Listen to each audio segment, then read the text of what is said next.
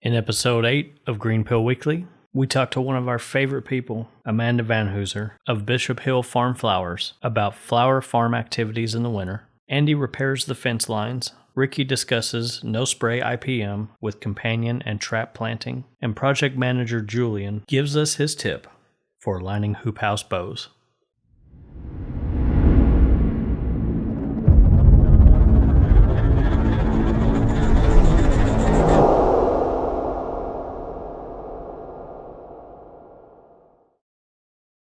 So it's the middle of January in 2021, and I'm right here now in pretty much the middle of the winter season. I have actually started plants indoors in August that went out in the end of September, that is now out in the field, and some have begun to bloom.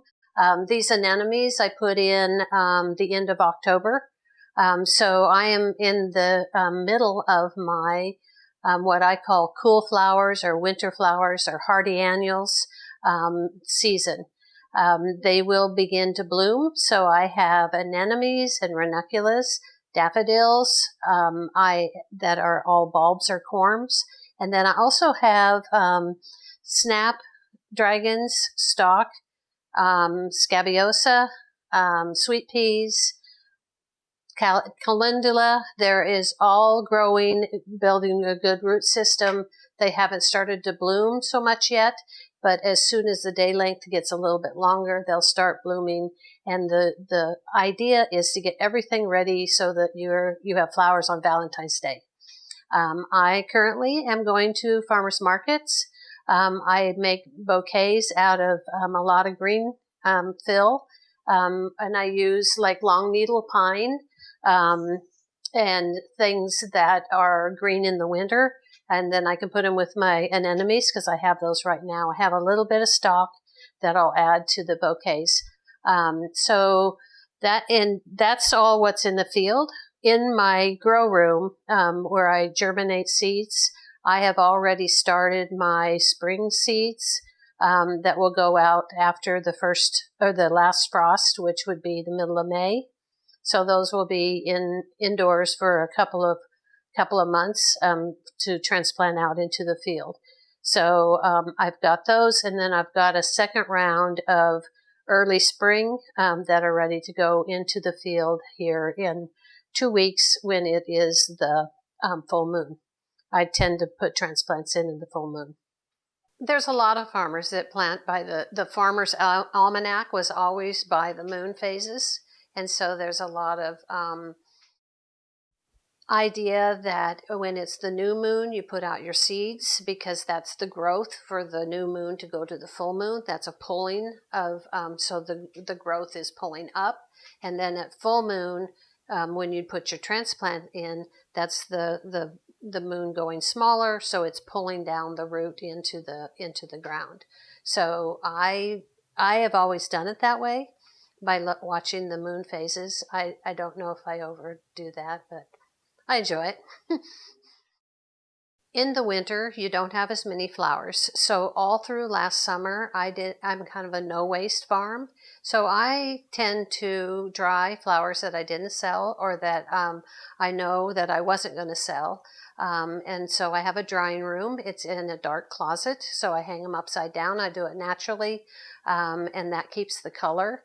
And so the dried flowers I am now selling as bouquets, as wreaths, and I make these little tiny wreaths at about the size of your hand, and those sell at the Coppell Farmers Market.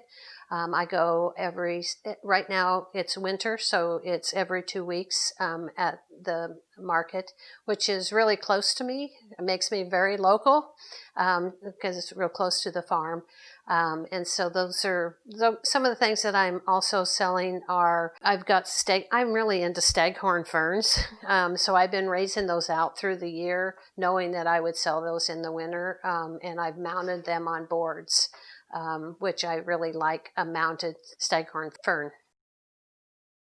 So for over 30 years, I've been a grower, mostly vegetables. I had school gardens, I did community gardens, and that led me into founding the farmers market here in Coppell. And by visiting a lot of farms, I had this, a lot of time to look at how farms were set up. And in the back of my mind, I always wanted to grow cut flowers. I had that idea in the 70s.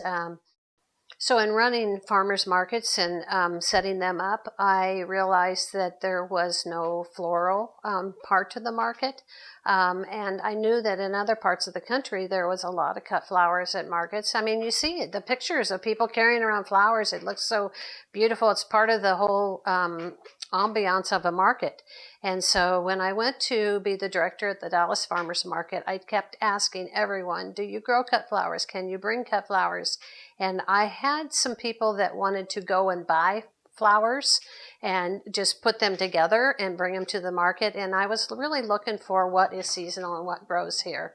And so I felt like that would be my niche in a farm, is to just focus on what grows here and really try to increase the community around local flowers and what that looks like. Oh, there's people who come from all over in Dallas area to come to the market to see my flowers. And it's so fun to meet new people, and they've never been to the market before, but they've seen me on Instagram. They want to be a part of that. The dried flower trend is really exciting right now. I think everybody is beginning to realize that it's all about, the nature and the natural part, and dried flowers seem to bring that energy into their homes. A lot more people are at home right now, and so they come to the market to see that. I made my booth. Of course, running a farmer's market, you see how people set up their booths, and I felt like my booth needed to be like a European flower market. So I have a lot of crates. I try to have it real abundant. I may even bring in a lot of greenery and seed pods. And some people just want that to put into their homes in vases. And I'm finding out that I can forage a lot. I have the farm on a creek, and there's a lot out there, a lot of different kinds of berries. And it's enough to get you through the winter months, and then in the summer you really do have an abundance. So I wanted to do some time where I would invite people to come to the farm and do a workshop on how to make bouquets and let them cut from the field and turn them loose with clippers in my field. And I was pretty much apprehensive about doing that because I didn't know how they would trample through and cut everything or cut at the wrong place and so the first one I had, I was a little bit nervous, and when they went out into the field, it was like they had clippers in hand, and I had to say, well, start cutting. They were just amazed by just standing there and seeing the flowers and feeling the breeze on them, and it was like they'd never seen a bee in a flower or a butterfly flying by, and they were just kind of stymied. And it was probably a good half an hour they were out there, and I'm like, okay, hurry and cut a few because you're going to bring them in and make these bouquets. So it made me sure that I could do it again. So the property is actually a half acre, and I am growing on about 4,000 square feet. So that's a little bit, maybe no, it's 7,000 square feet of growing space. That doesn't count the pathways. So I'm pretty much set up on 50-foot rows. They're each about 3.5 feet wide. And I cannot tell you how many flowers I can pull out of there. If you wanted to think about it by stem, I probably have done in the summer about 30,000 stems. And that's my hand cutting each one of those. But it is amazing because a lot of the flowers I have are what they call cut and come again. So the more you cut them, the more they make. Especially a plant is trying to make flowers so they can produce seed and so they can reproduce. When you keep cutting them off and they're not being pollinated and they're not making seed, they'll continue to keep pushing and pushing to get to that point. Even if you think about deadheading your flowers, they've already gone to seed when you're deadheading. So you're actually cutting before they really open wide and before they're going to seed. It really is amazing how many. I can get a zinnia plant to produce all the way from March to it freeze in October, November, and continue to cut off of them every single week. So the sunflowers that I grow are Pro Cuts. They're professional flower grower sunflowers, and they are one seed, one head. And so it's 60 days from seed to cut, and it is like they are clockwork. So I was putting them in on Monday and Tuesday, and then it was like when they were coming up, I was having to cut on Sunday, Monday, Tuesday, and I was like, oh, I've got to hold these in the cooler, or got to keep them until market on Saturday. So I just started planting on Thursday and Friday, and there they came on, and in perfect time. So it's like, how can a seed be timed so well? It's amazing.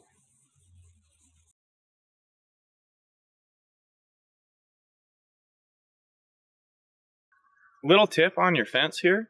When you go to put your staples in, I know the urge is pretty strong, but do not pound them in all the way. You're not trying to pin the fence against the post.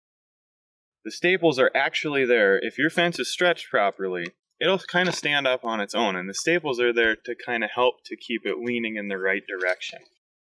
If you pound them in all the way, you're going to have metal to metal contact, and from morning to evening, summer to winter, it will expand and contract. These parts will rub, and you will eventually wear through your fence. You'll destroy the fence, and you'll have to redo it. So save yourself a little bit of trouble when you're pounding your staples in, and save yourself a lot of trouble on the fencing so you don't have to redo it so often. Just don't pound them in all the way. Leave a little room.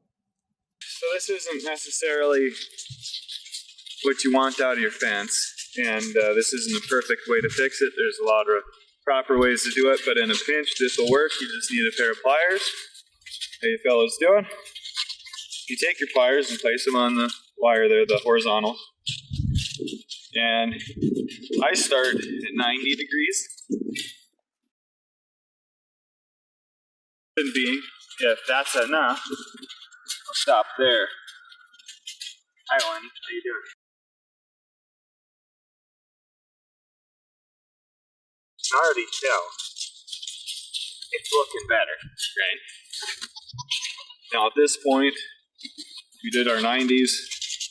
Let's try taking them a little further.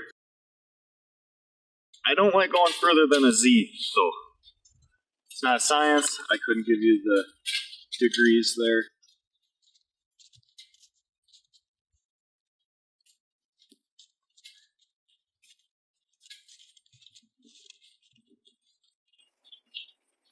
Tops and bottoms are the toughest. You can see here.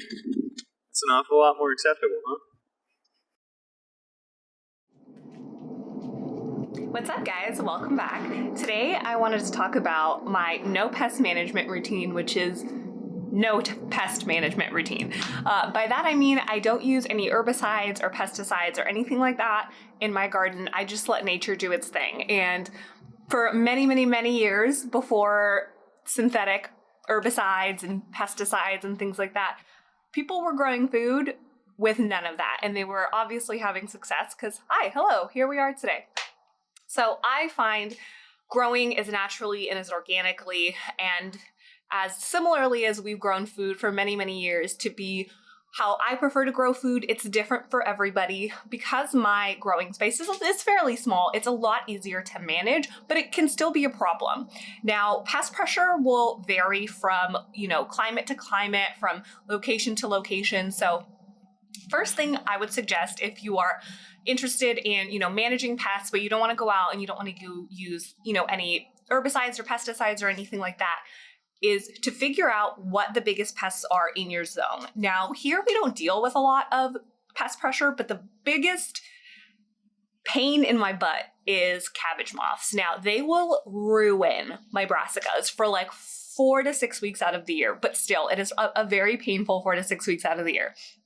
So you can do a few different things to help manage pests. The two ways that I do it is with companion planting and trap crops. Now, companion planting is simple as planting tons and tons of marigolds around your tomato plants, or tons of basil and parsley and oregano around your peppers.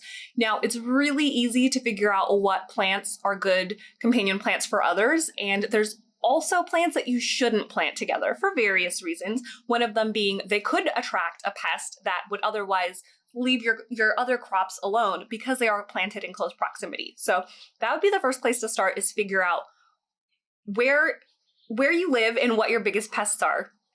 And two, what you can and can't plant together. So that's companion planting. Now, basil is one of my favorite companion plants just because it's pretty and it comes in so many different varieties and it smells good and it's edible. So one of the goals of my micro farm is to make as many of the things that I grow edible. So you can eat certain flowers and things like that, and they'll help combat pest pressure. They'll help make your garden look pretty, and in a bind, you could eat them. Another great way to manage pest pressure is by trap cropping. So that's a little bit of a different approach in the sense, almost died. Now, trap cropping is a little bit different an approach to pest management, but it's still a form of pest management. And essentially what it is you're going to plant a sacrificial crop. So that way it attracts as many of the pests as possible to a specific location in your garden or on your farm, and it will more or less leave your other crops alone. Now, is there a surefire 100% way to make sure pests don't touch any of your crops? Sure, you can grow them, under cover, you can grow them in a greenhouse. There's a lot of different ways. But if that's not your situation, or you don't want to go out and source anything extra, trap crops are great. Now, in my experience, I've grown many, many things, and there are many things that I found that I don't like. So the first place that I start to figure out, okay, what crops am I willing to sacrifice, are things that I already have in my seed collection. So I'll go through my seed collection at the start of the season. I'll pull out the things that I know I want to grow, and then I'll figure out, okay, what of these seeds that I have either already planned to grow or left over can I use as, a pest management tool. So that's a really great way of essentially repurposing things that you already have. If you are using all of your seeds and you don't have any, or you're giving away your seeds, or whatever the case is, you can always cover a lot of your crops. Now, you can use things like a bed sheet. You can use, insect netting. There's a lot of different things that you can use to protect your crops. But I really, really love just filling my garden with abundance as much as I can, even if it means a lot of the stuff is going to get eaten. Now, the thing about trap crops is you want to try and plant the trap crop or the sacrificial crop as far away from the crop that you're trying to protect as possible. Another suggestion that I would have for trap crops is, if at all possible, plant them in movable containers. That's one of my favorite things to do with companion plants or trap crops, is grow them in containers that I can move in grow bags. So that way, if I'm noticing that, my original placement of either my main crop or my trap crop, isn't ideal, I can move around my tool, aka my trap crop or my companion plant, in order to draw out the pests that I don't want or attract the pests that I do want. Now, again, knowing exactly what to plant where, it's not a hard science. You can literally look up online companion planting charts or trap crop charts, and it will pull up tons and tons of resources for you guys on what to plant where and what crops are good for what. Now, you don't need to go out and buy extra seeds. You can totally, still protect your crop without having to go out and buy extra seeds for companion planting or for trap crops. I get it. It could be an additional expense for some of you guys. Now, if those first two options are out of the question, if you can't trap crop and you can't companion plant, you can always cover your crops. Now, I don't really do a lot of covering in my personal experience because I just don't really have a need for it. But I do know a lot of you guys out there deal with really, really intense pest pressure, aphids and cabbage moths and vine borers and, tons and tons of things that aren't ideal for producing food. So covering, putting fabric down on your where your growing space is, there are a ton of different ways to combat, unwanted pests, unwanted weeds. But two of my favorite ways are companion planting and trap cropping, because you could inevitably just be giving yourself more food. If they don't eat away at that trap crop, you could totally still eat it. You can feed it to your family, you can feed it to your animals. Even if it does get a little bit of bug damage, you can still compost it, you could still feed it to your animals. There's a lot of different ways that you can have a sustainable farm without having to use, any insecticides or pesticides or anything that you may not want to put into your food. So let us know in the comments below if you guys do anything special or have any hacks to deal with pests. Let us know what your biggest pest is, because here where I am, there isn't a ton of pest pressure, but I know a lot of folks out there deal with it really severely. So if you deal with it, please let us know, and we'll see you next time. All right, good morning. So what we're going to show you right here is that we have a blue mark. So upon inserting these hoops into the ground posts, we mark them exactly 6 inches from the base of the hoop. So we've done that on all the hoops as they go down here, as well as the opposite side. So these are all marked so that we can go ahead and set the height of the hoops in the ground posts without having to continually adjust every hoop as we install the ridge posts. So what we're going to do here is our mark is lined up with the top of the ground posts, and understand that the ground posts have been leveled. So even though the ground isn't flat going that direction, all the ground posts are at the same height, which means all of our hoops are going to be at the same height all the way across the greenhouse. So before we drill these, we're going to put a clamp here so that this doesn't move, it doesn't slide up or down as we're drilling it. And then on the other side, we'll show you, the other side's actually high, and we'll actually show you how to adjust that here in a minute after we drill these. Okay, on this side of the hoop house, we've got our ground post, and you can see it's marked here. It's about 1.5 inches high from where it needs to be. So I'm going to put the clamp on the mark, and Justin's going to help me here with the hoop. So because the hoop bends this direction, it causes friction on this side of the ground post. So to get this to drop down, what we're going to do is I'm going to push on the ground post on this side, and Justin's going to push down, and it's just going to drop right into place, just like so. Yeah. So now that it's lined up, we're going to leave our clamp in place so we can drill through it like we did on the opposite side, and then put our bolt, our washer, lock washer nut on.